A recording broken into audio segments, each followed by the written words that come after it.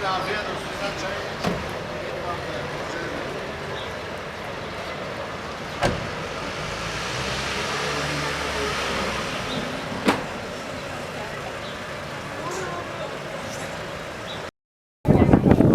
they built the stadium back in 4th century AD, they set the capacity according to 1/10 of the population. So that also gives us an idea about number of people lived here in the capital of East Romans. There should be something around 1 million. And today population of the city is 17 million. Beside those three monuments which were erected in the circuit of the Courtyards. The first one is Egyptian obelisk from 15th century BC. Considered to be the oldest monument here in Istanbul city, dates back to 15th century BC. It was originally erected in front of Amora Temple in Luxor city, back in Egypt, and toward the end of 4th century AD, that was brought here by Byzantine Emperor Tekbilek as a symbol of power.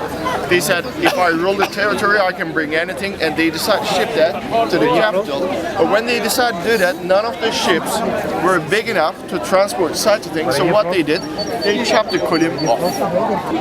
They chop it off by the bottom to make the shipment easier. So what you see is here is called a serpentine kulim. It's a bronze monument. It was made by Greek people after they defeated the Persians. All these spoils that they obtained from the Persian soldiers, they melted and made a big monument to be erected in front of Apollo Temple in Delphi. And toward the end of 4th century AD, that was brought here by the same emperor, by Emperor Tekbilek, to be erected in the circuit of the Porter. And the last one is Constantine Kulim. It's named after the first emperor of the Bible. The bronze plates that you see over the basilica comes from this monument right here, taken by Crusaders. All right.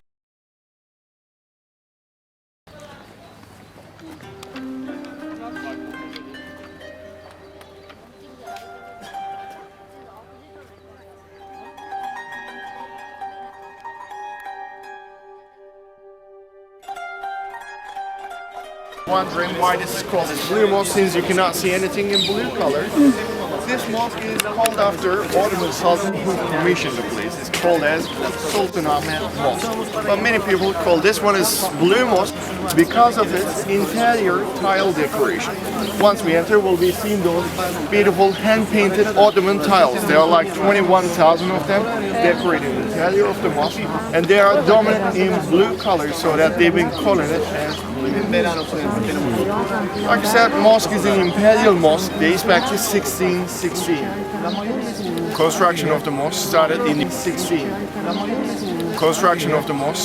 year of 1609, and this was completed in 7 years in the year of 16 minarets. Minaret is name of those towers. With Islamic priests, Imam used to climb the stairs inside, go on top of one of these balconies, and close the stairs, then people knew it's time. And there are 6 towers. Number of minarets, Ottoman Sultan Ahmed, who commissioned the mosque, being 6 sultans, 6 rulers, ever since the Ottomans arrived in the city. So as a gesture to the Sultan architect, adorned the place with 6 minarets, since he was a 6th ruler ever since Ottomans arrived in the city. As I said, mosque dates back to 1616 and still to be an active one. So people will come here and pray 5 times a day. Mosque can be visited anytime beside the time of the sermon. And so since it's an active mosque, the interior of the mosque is adorned with the carpets. So we're going to have to remove our shoes.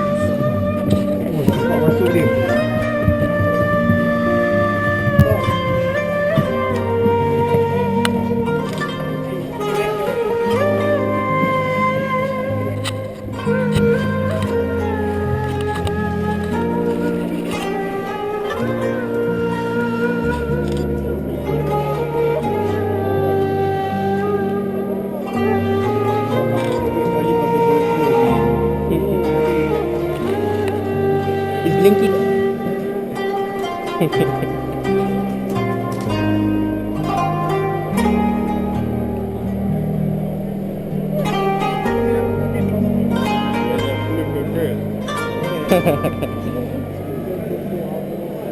And you can see those tiles in the upper gallery. which gives a name to the mosque. So the title of the mosque comes from these tiles that you see in the upper gallery. Like I said, there are 21,000 of them. And as you can see, they are done in the color so that people have been calling it as to... So let's carry on. Who's that green? Well, this is turquoise. Turquoise. It's a Turkish color. Mixture of green and Blue Mosque was built to be an imperial mosque where Ottoman imperial family attended sermons. So the sultans used to come here to attend a sermon. But imperial family, sultans, did not perform their praying service among the people because of the security reasons. To make sure that nobody will try to assassinate them during the sermon, they perform their praying service in their own lodge, and lodge of the sultans can be seen by the corner in the upper gallery. This is the lodge of sultans where they used to perform their praying service. Alright. And praying service, which is 5 times a day, will be led by Islamic priest Imam. Imam will be standing right in front of the marble work that we have in the middle. This is considered to be the altar of the church, showing the direction of house of the God, Kaaba in Mecca City in Saudi Arabia. Whenever we do our praying service, we always face the house of the God, and the mosque is already located in the direction of it. And so during the sermon, Imam, Islamic priest, will be standing right in front of the minaret. All those who come here to attend the sermon will be lining up side by side right behind us. That's why we have those lines in the car. This is for people to line up properly side by side, and they will be doing the exact same thing in the leadership of Imam. Capacity of the mosque is 4,500. 4,500 people can perform their praying service at the same time.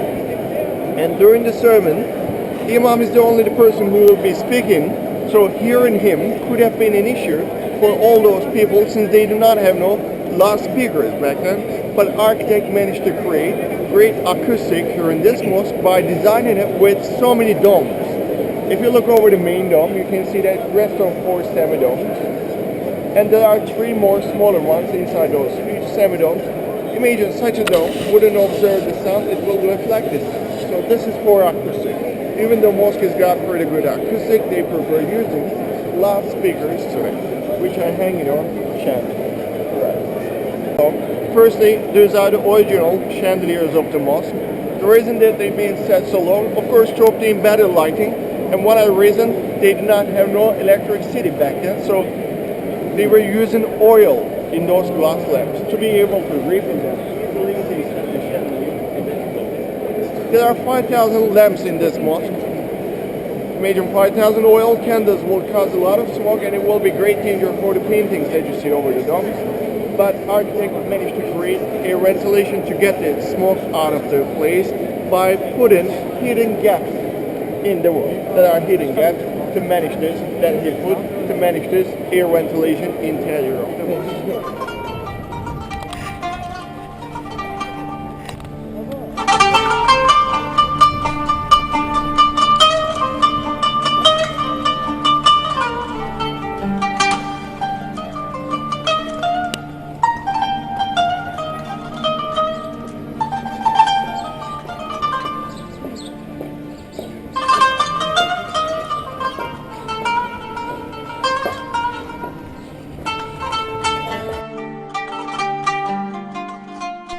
Hagia Sophia was made by the Byzantine Emperor Justinian. It was made to be one that has not been seen since Adam nor will it be in the future.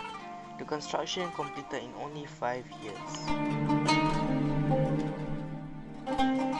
After it was converted into a mosque, all figural drawings was instead being plastered, then destroyed to show respect to another religion's belief, and also since it is prohibited in Islam. All the drawings was only being unveiled after it was converted into a museum.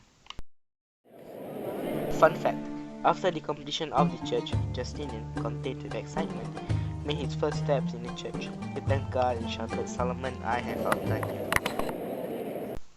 The dome was made as a perfect circle until the earthquake. Unfortunately, even after restorations, it failed to form back to its shape.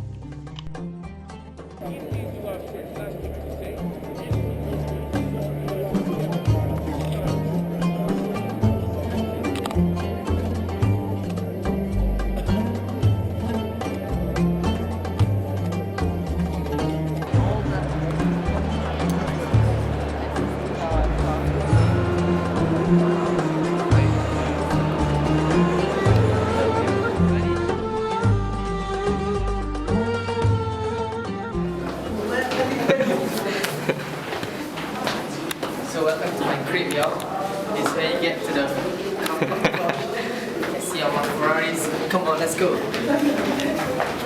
Yeah, welcome to my crib.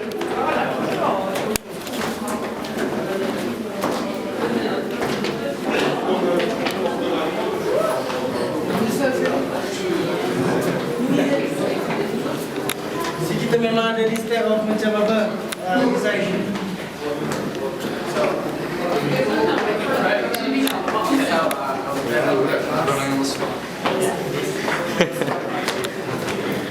Kita pakai teknologi kita untuk.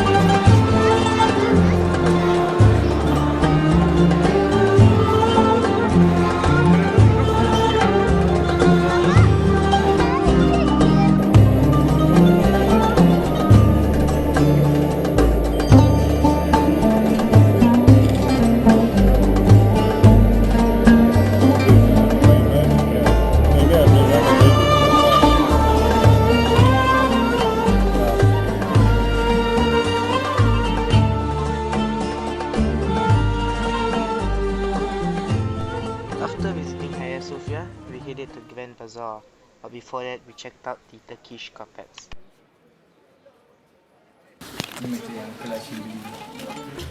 Turkish carpets are woven by using double techniques, which is different than Persian single knotting technique. This is very important. When we make the carpet with this double knotting techniques, it takes longer time to make the carpet, but at the end, the carpet becomes a very strong and durable carpet. So all these carpets are Turkish double knotting carpets. Also, these nomadic carpets are woven by the local villagers, by the families.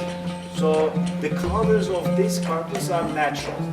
They are obtained from plants, from roots, from leaves that they gather them around their land. Besides the colors, quality of the material is important for the durability of the carpet. So in this category, the material of the carpet is wool obtained from sheep or lamb, and to make the best quality and most durable wool carpets, we always use hand spun wool. Do you know what does that mean? Hand spun wool. It's the wool that they spin it by the hand. After shearing the wool from the sheep, they spin it by the hand. So that's why the wool of these carpets never contains extra synthetics or chemicals. It's natural, it's organic, and that's why they never lose the colors of the tiles. They can last on the floor at least 100 years without a problem. And that's why if you touch them, you can feel that the wool is very soft, and you can even feel like touching the sheep. Now, I have a question for you, if you don't mind. Do you know how can we understand the quality of the carpet? By the way, how can we be sure if the carpet is a real animal carpet or not? By looking at the back. Yes. How will you know? The first thing that we need to do is to look at the back of the carpet. This is why. This is to see the design. If we can see the design here and there from the mirrors of it, we can be sure of its quality. If it is machine made, of course there is always a synthetic skeleton at the back of the carpet which covers the design. But for these carpets, you can see their designs very clear, and this is the first group of the quality. Second thing, another way to check the quality, please do not look at the carpet only from one side. See the carpet also from the other side. Now, I want you, for example, to focus to this carpet. Now my colleague will rotate it for you. You know about the carpet. This is good. Çevir bakayım. How do you know that? We got some Kashmiri carpet. Watch this colors how changing now.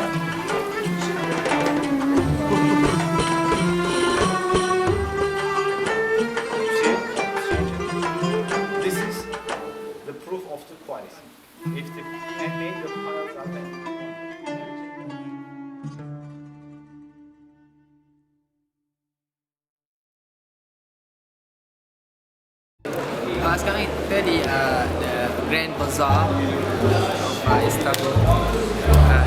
It's to be the biggest souk in the world because there's like 4,000 shops altogether. It's a different concept. It's not like Bazaar Ramadan, it's covered, you can see. So it's natural air conditioned, so we're about category.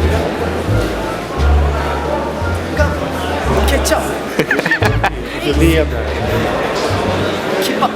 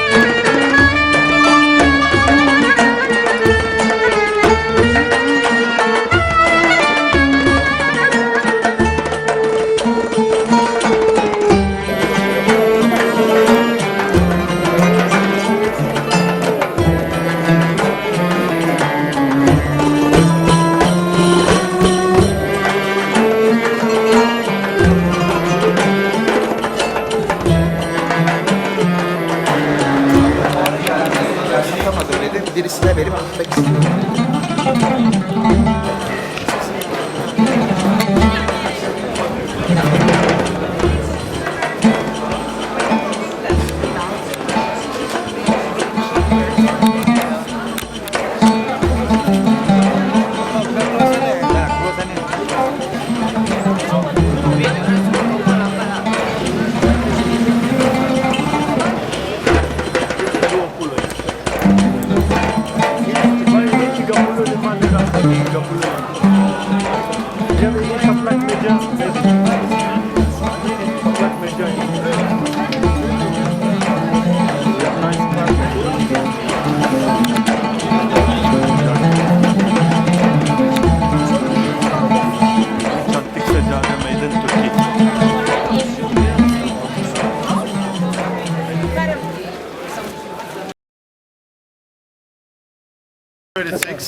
It's called Little Hagia Sophia because this building got the same plan with the big one that we visit in the morning part, and they use same material to build both of the buildings, red clay bricks to build those churches. So both of the buildings are reddish in color, so that they've been calling it as Little Hagia Sophia. And like I said, it dates back to 536. This was constructed between 527 and 536. Construction took 9 years. Even though this is much more smaller, construction took longer. The big one was built in 5 years and 7 months because it was being reconstructed after the bigger wall, so it was going to be an important symbol of power. That's why they intend to complete the construction in less time. This was built in 9 years. It was built to be in church and turned it into a mosque by the Ottomans after the conquest. So as we said, Ottomans arrived in this city in the year of 1453. When Ottomans arrived in the city, a big number of Muslims entered the city, so of course they had to provide new temples. And building a mosque will take longer time than converting a church into a mosque, so they start turning some of those churches into the mosques. Little Hagia Sophia was one of them. This was turned into a mosque in the year of 1481 during the rule of Ottoman Sultan Bazr II.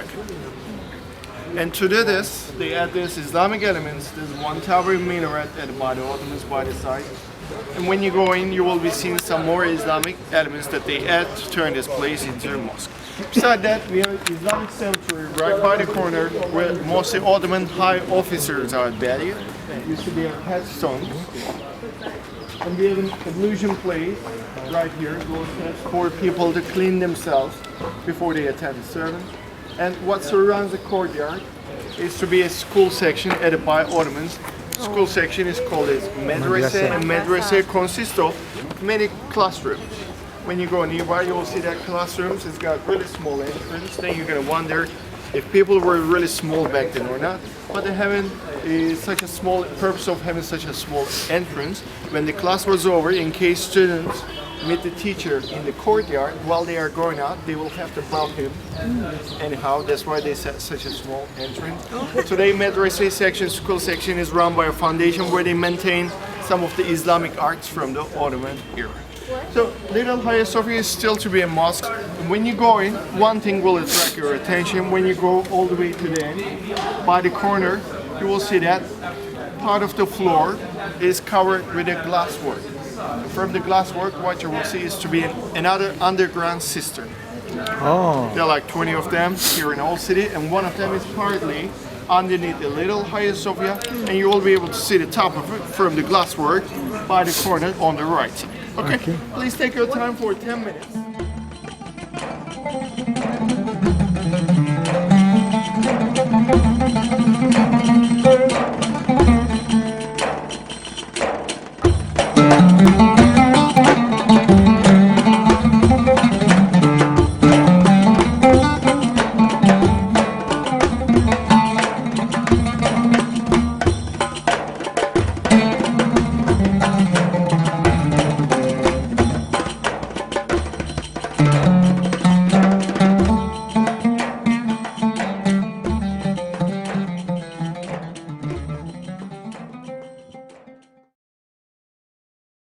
Provide drinking water for citizens. They built those fountains in the city center. This was commissioned by one of the Sultan back in early 18th century. Okay. So now we're going to carry you into the palace. If you look right above the gate, you can see the imperial monogram of Ottoman Empire. So this is the imperial signature of the empire. This had to be used by each one of the sultans, but each sultan had their own signature, their individual signature, and the signature of Sultan who commissioned this palace, Sultan Mehmed II's signature, can be seen on the right side. The smaller one is to be these individual signatures.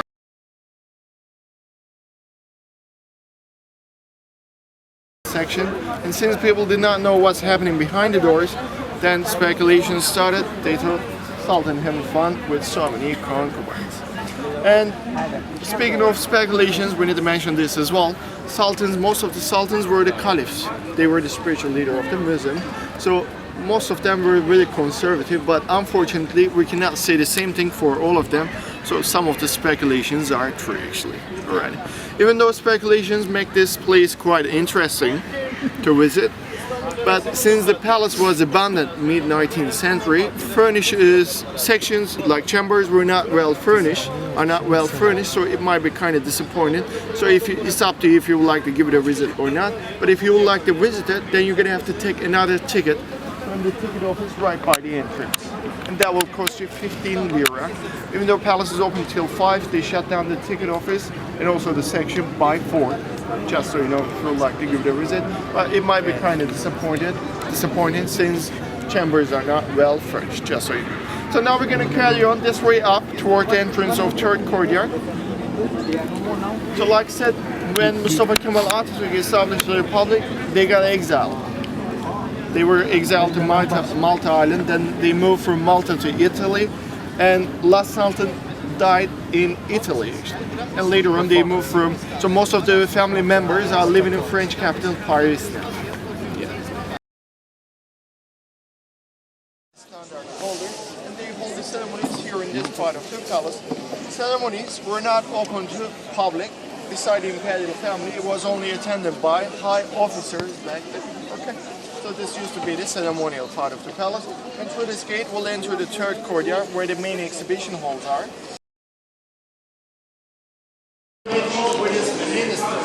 That was a place where they decided the future of the empire.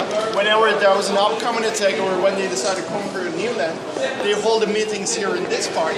And that was a place where they go through a top script topic. So of course they didn't want to be hurt by anyone. So they located a small fountain right next to the entrance. And with the beginning of meetings, they let the water run so they wouldn't be hurt by anyone else. And the same system is still being used at the Hagopian. Cool. So you know. Yes. So entrances on this side consist of 4 different chambers. First room where they have the thrones of the sultans will be way in and out. Then you're gonna walk into second arch gate. The rest of the chambers are connected. in the chamber where they have the costume, you won't be able to take no picture, neither, just so you know. So through the second archgate, you will be seeing the jewels of Ottoman Sultans. Most valuable items are in the fourth room. Before you come out on this side, you will get to see a dagger in the fourth room. A dagger which is to be symbol of this palace, Topkapi dagger, adorned with emerald stone, big emerald stones, yeah, like that much big, 3 of them. And the dagger was a present from an Ottoman Sultan to a Persian Shah. When they were taking the dagger from Istanbul to Iran, they heard that Shah was assassin, so they took the dagger back and kept it in the treasury. Beside that, you will be seeing the world's 6th largest diamond. World's 6th largest diamond is called a spoon maker's diamond. It's 86 carat drop shaped one, and the reason it's called spoon makers because diamond was found in the trash by an Ottoman citizen. This person picked up the diamond, looked at it, said looks shiny, but he did not know if it's something so valuable, so that he gave away the diamond in exchange of in exchange of 2 spoons only. So this person who made his living by making spoons got the diamond by giving only 2 spoons away, and later on Sultan Mahmud II heard about it, made an offer and got the diamond in the treasury. This you will see here in the fourth courtyard. Again, no photo. And if you look this way, you can see the entrance of exhibition hall where they have the Islamic relics. Those relics were brought here in the year of 1514. 1514 is the year when Sultan Selim conquered Cairo. Then Ottomans proved that they are the most powerful Islamic empire. So Ottoman Sultans became the caliphs. They became the spiritual leader of the Muslims, and that also gave them the right to bring all these relics to the capital, and they kept it here in this part of the palace. Among the items, you will be seeing the sword of King David, cane of Moses, the one he separated Red Sea and walked people across, turban of Prophet Abraham, footprint of Prophet Muhammad and his belongings like sword and archery you will get to see here in this place. And they also have his remaining beard. They keep it in a small box. And beside that you will see a huge box where they have the remaining bones and scalp of St. John the Baptist. All those relics here in this place. No photo again, just so you know. And if you go down this way, this will lead you to fourth courtyard. When you take it to the right, you will get to this summer palace, summer pavilion, which is under restoration. But from the balcony, you can shoot some nice pictures. And same view you will be able to have from the balcony in the treasury section.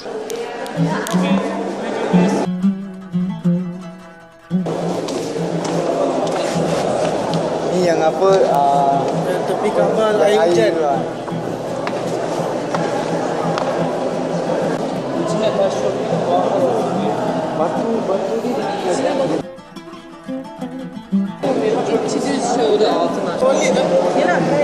Ini Jafar. Simple aja, kurang dia. Tapi yang pegang dia sebab